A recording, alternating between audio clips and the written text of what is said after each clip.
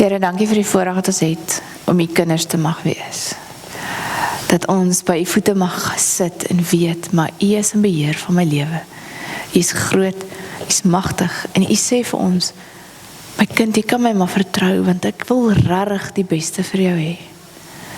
En ek is magtig en kragtig en alomteenwoordig genoeg om jou te kan help tot die beste van my vermoë. Om vir jou te wys wat dit beteken om voluit te lewe saam met my. Dankie Here dat ons kan weet, u het ons lief. U het 'n boodskap vir ons vandag, Here, en mag dit deel word van ons lewe. Mag u ons lewe kom transformeer en mag ons vandag 'n klein stukkie nader aan u beweeg. Dankie Here vir u liefde en u genade. En dankie dat u hier teenwoordig is. Amen. Kom ons lees Romeine 7 van vers 15. Paulus skryf, ek begryp self nie wat ek doen nie, want wat ek wil doen, dit doen ek nie, maar wat ek haat, juist dit doen ek. Dat ek nie wil doen wat ek doen nie, beteken dat ek toegee dat die wet goed is. Maar nou is dit nie meer ek wat dit doen nie, maar die sonde wat in my woon. Ek weet immers dat die goeie nie in my woon nie in my sondige aard nie. Daar is by my wel die wil om die goeie te doen, maar ek doen dit nie. Die goeie wat ek wil doen, doen ek nie, maar die slegte wat ek nie wil doen nie, dit doen ek. En as ek nou doen wat ek nie wil doen nie, dan is dit nie meer ek wat dit doen nie, maar die sonde wat in my woon. So vind ek dan, dat hierdie wet in my, ek wil die goeie doen, maar al wat ek doen is die slegte. Diep in my wese vind ek vreugde in die wet van God, maar ek vind my doen en late 'n ander wet, wat stryd voer teen die wet van my gees. Dit maak my 'n gevangene van die wet van sonde, wat in my doen en late aan die werk is. Ek ellendige mens, wie sal my van hierdie doodsbestaan verlos? Aan God die dank, hy doen dit deur Jesus Christus ons Here. So is dus met my gesteld. Met my gees dien ek die wet van God, maar in my doen en late die wet van sonde. It's baie confusing, nee? Dit maak mense 'n bietjie de mekaar, maar dit sê ietsie van die worsteling wat ons binne in onsself baie keer het, nee? Ons almal weet dat God vir ons 'n wet gegee het, en ons almal weet, dis die regte goed om te doen, nee? As ons wil weet wat is tussen reg en verkeerd, ons land se wette is ook so 'n bietjie, is ook op daai gegrond, nee? Ons weet wat goed en ons weet wat is sleg. Niemand van ons wonder oor dit nie. Ons almal weet God het dit vir ons gegee, want ons het dit nodig. Ons het nodig om te weet wat is goed en wat is sleg vir ons. En die wet was nooit bedoel om ons in te perk, om ons lewe te beperk en te keer dat ons die volheid van die lewe moet ervaar nie. Die wet was altyd daar, juist daar, om te help dat ons op die regte pad bly, juist sodat ons die volheid van die lewe kan beleef. Die wet maak ons baie bewus van wat ons verkeerd doen, dit het dit definitief kom doen, maar dit het nooit kom keer dat ons voluit moet leef nie. God het dit juist vir ons kom gee, sodat ons kan voluit lewe. Want wat gebeur as ons nie die wet nakom nie? Ons verwoes ons eie harte en ons verwoes die mense se lewens rondom ons. Ons maak seer, ons verwoes, ons breek af, ons verwoes. So die vraag is dan nou, as ons dan nou weet wat goed is in ons lewe, hoekom doen ons dan nou nog steeds slegte goed? Hoekom is dit so moeilik? En ek dink baie keer is dit om onsself te beskerm. En ons weet nie altyd hoe om het anders te doen nie, nee? Ons sit op ons eie trone, nee? Ons wil in beheer wees, en ons wil net so graag oorleef. Ons wil net so graag okay wees.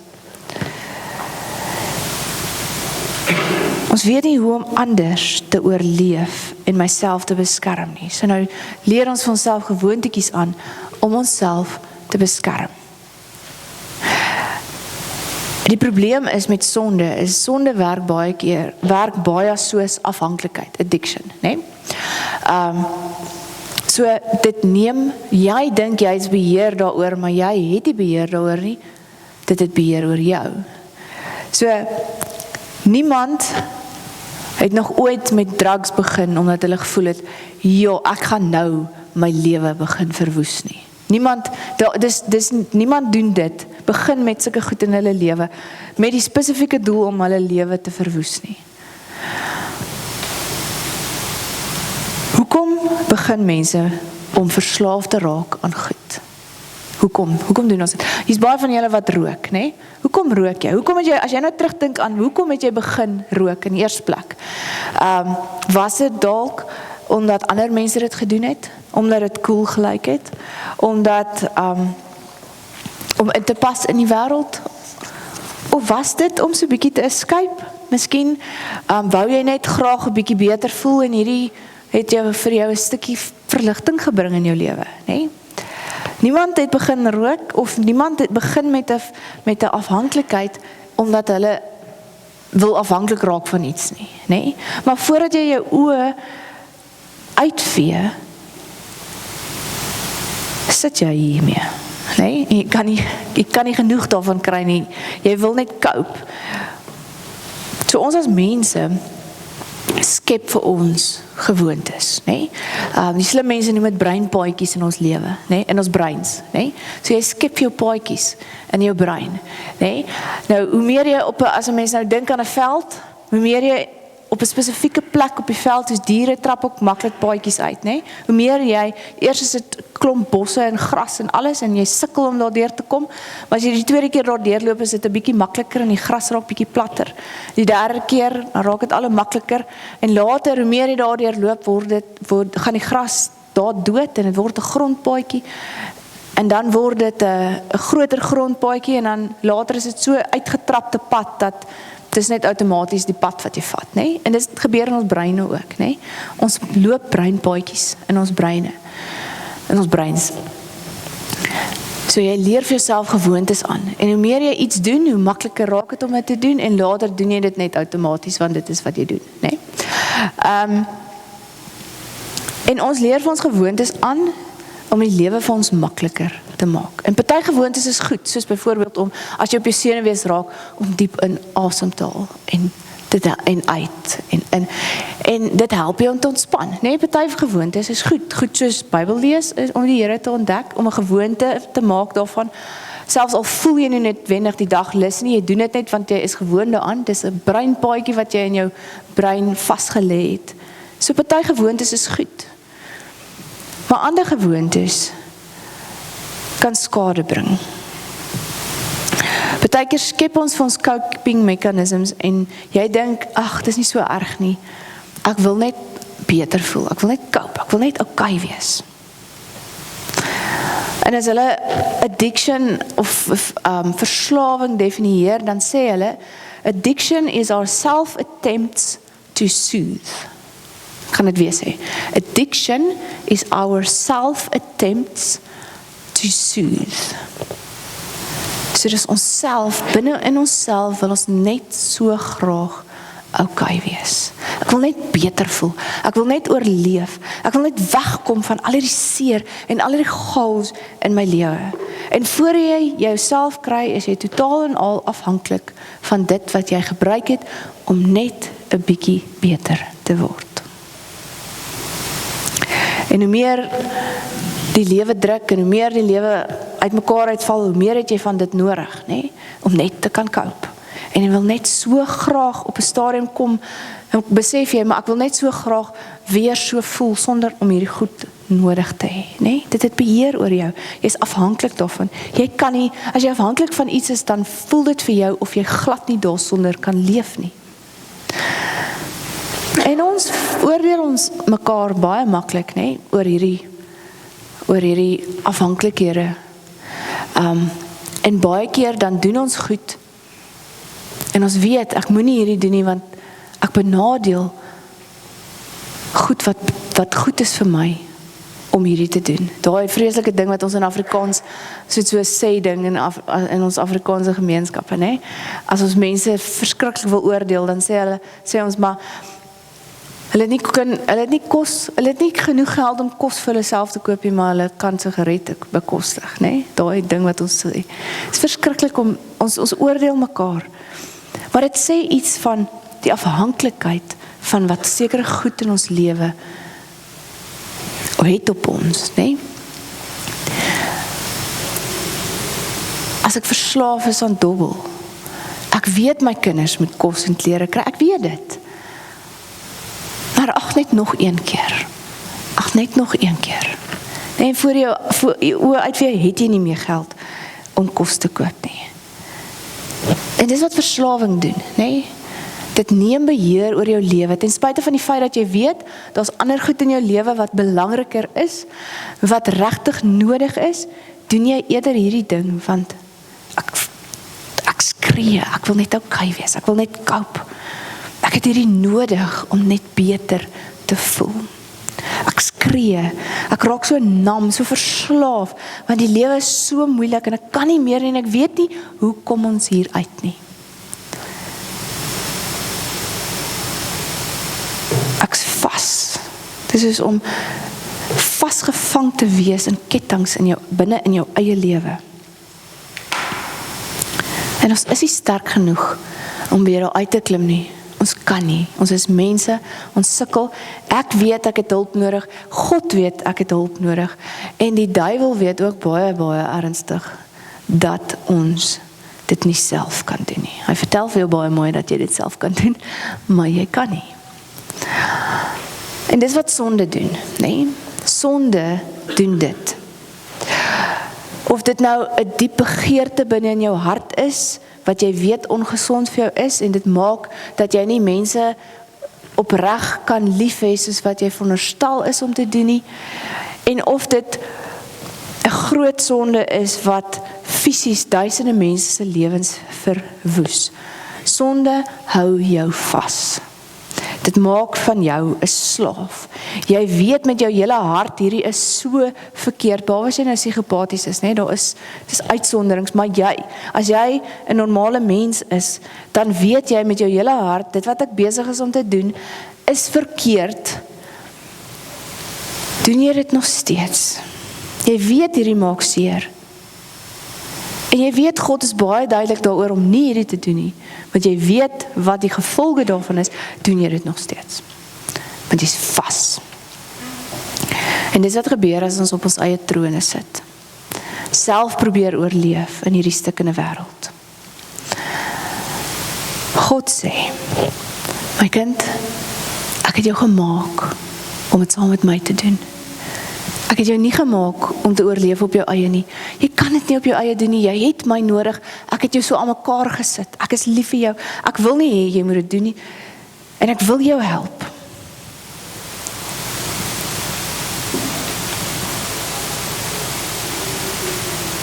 Hy weet en jy weet wie is die ware koning van hierdie heelal. God is, nie ek nie. Ek is nie 'n koning nie. Ons dink baie keer, ons wil graag baie keer.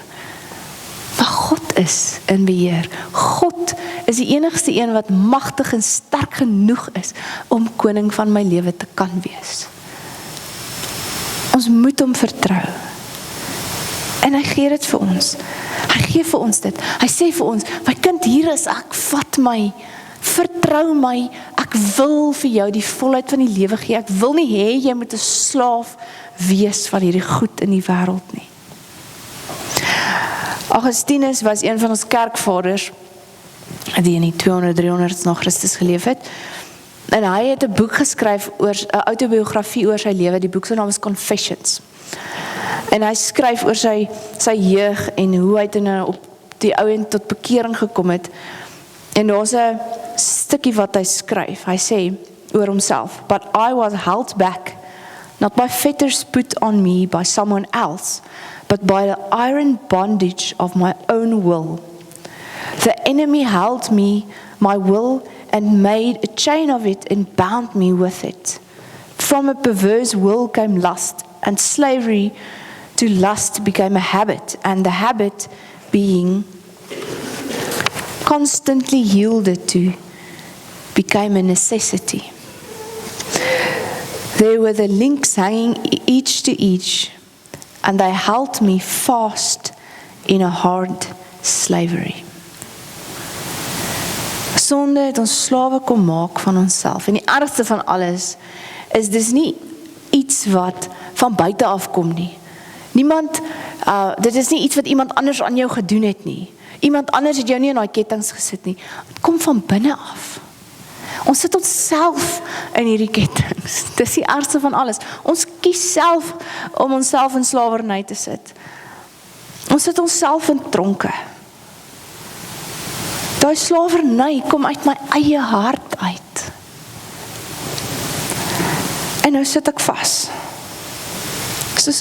Dat my so dink aan 'n kind wat hulle kop deur 'n traliehek sit en dink hulle gaan weer daar uitkom. As dit klaar deur is, dan besef hulle, nou sit ek. Nee, en is 'n groot geskreeure en hordes mense met die tralies moet afgesaag word en weet nie wat als nie, om net uit te kom, net vry te kom. Ons dink ons weet beter. Ons dink ons weet meer van wat reg en verkeerd is as God. Toe my Here, ek het dit onder beheer. Die Here kom sê, hy weet wat's reg. So ons moet vir die Here sê, Here, help my. Help my, Here, ek kan nie self hiervoor betaal nie.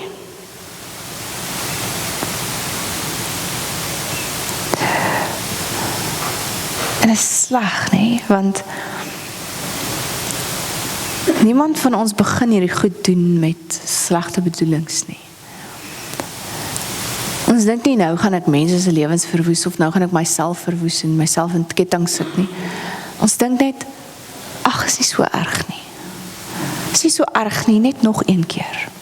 Ag, is nie so erg nie, nog 'n jok, nog 'n ding wat in my hart sit en wat 'n kos gee en sê maar, is nie so erg nie. Voor jou oë uitvee is dit alwaar jy kan dink in.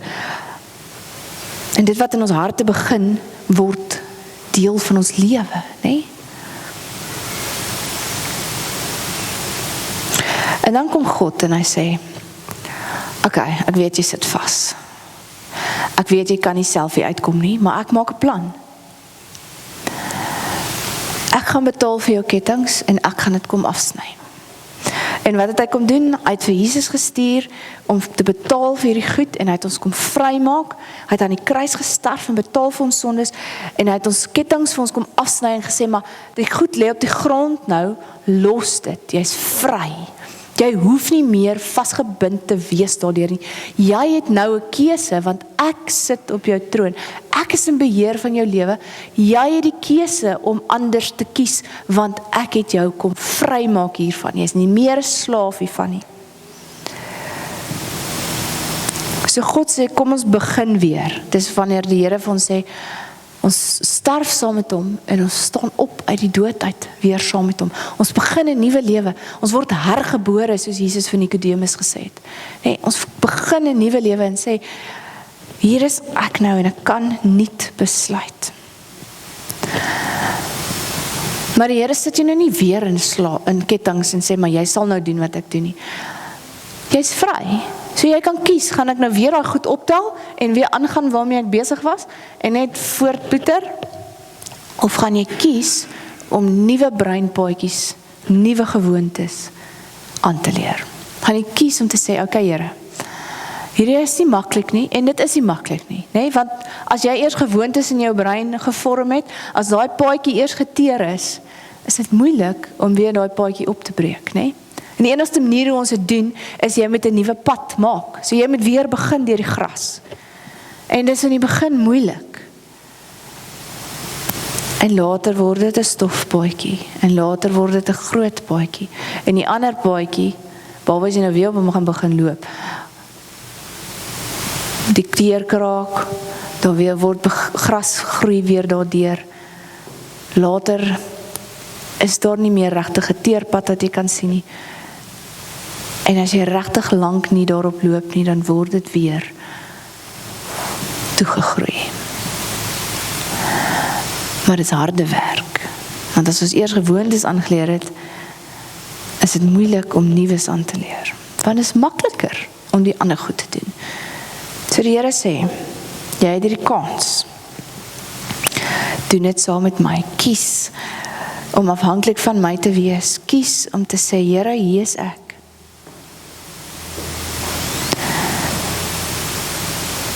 Die groot ding van goed doen wat die Here van sê om nie te doen nie, is nie, dit lyk so reg, want almal doen dit, né? En ons kan maklik verskonings en legitieme verskonings uitdink van hoekom dit nodig was vir my om hierdie te doen. Ek kon dit nie gehelp het nie. Of omstandighede van die lewe was net so rof dat ek nie anders kon nie. En baie keer is dit regtig legitieme verskonings. Maar die Here sê dit verwoes jou lewe, my kind. Moenie dit doen nie. Ek wil nie hê jy met jou lewe verwoes nie. Ek wil hê jy moet voluit lewe. So ek wil jou nooi. Kom ons gaan sit vandag 'n bietjie by Jesus se voete. En ek wil hê jy moet dink. Wat is dit in my lewe wat my gevange hou? En wees nou eerlik met jouself, nee, moenie verskonings uitdink nie. Wat is dit wat jy weet voor jou siel? Hierdie is nie heeltemal reg nie. Hierdie maak seer. Of dit nou jouself is, of ander mense is, hierdie maak seer. Wat is dit waarmee ek moet ophou? En dan vra jy vir die Here om jou te help. Om jou te help met nuwe, gesonde gewoontes saam met hom. So kom ons sit by die Here se voete. Ek gaan ook hier sit. Maak jou oë toe. Wees gou saam met die Here.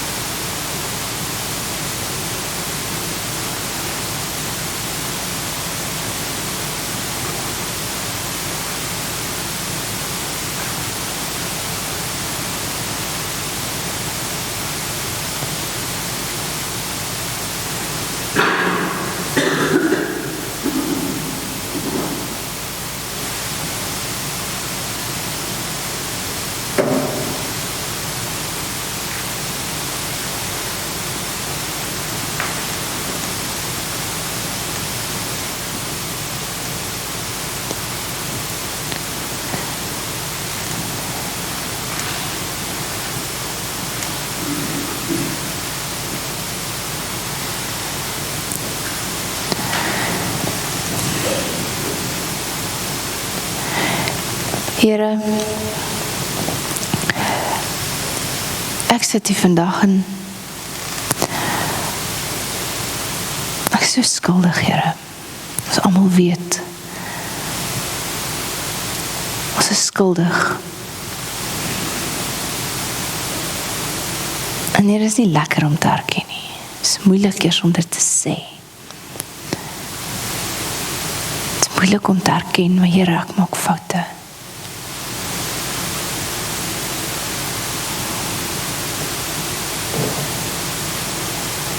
Breek my hart.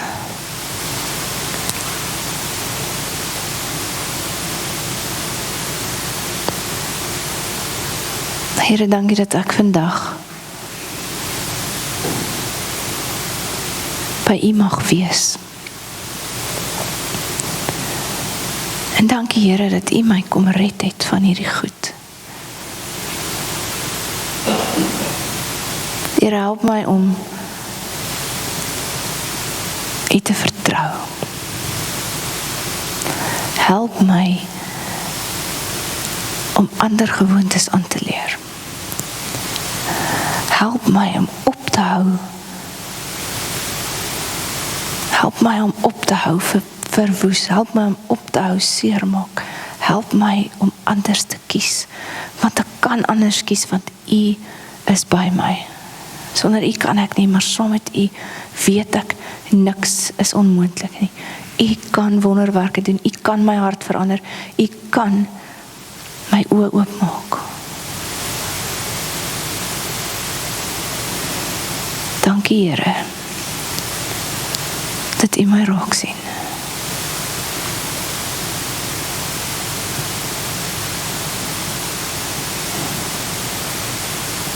Dankie vir U liefde. Amen.